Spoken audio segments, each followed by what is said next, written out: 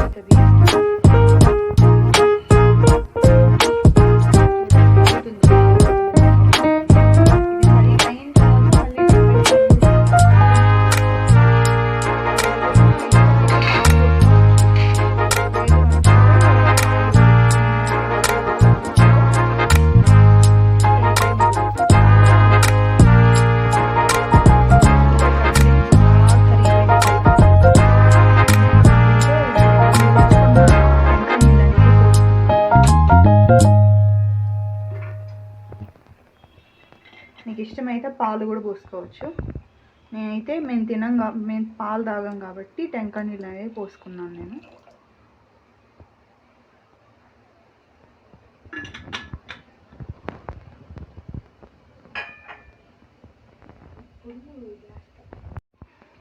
ఇప్పుడే మనము ఆల్రెడీ వేయించి పెట్టుకున్న అటుకులు వేసుకుంటున్నాము.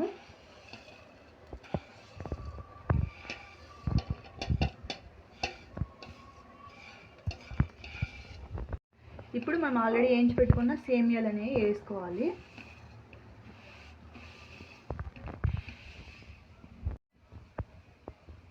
ఇప్పుడు బాగా కలబెట్టుకోవాలి ఫ్రెండ్స్. ఇదంతా మిక్స్ అయ్యేలాగా పెట్టుకోవాలి. స్మెల్ మాత్రం సూపర్ వస్తుంది ఫ్రెండ్స్, భలే వస్తుంది. ఎమ్మీగా ఉంది చూడడానికి.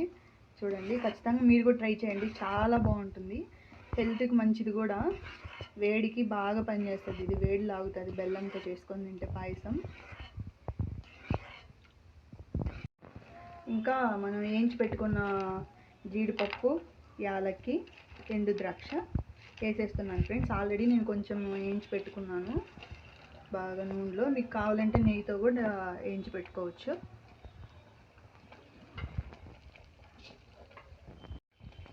ఇప్పుడు నేను కొబ్బరి ముక్కలు వేస్తున్నాను ఫ్రెండ్స్. చూడండి,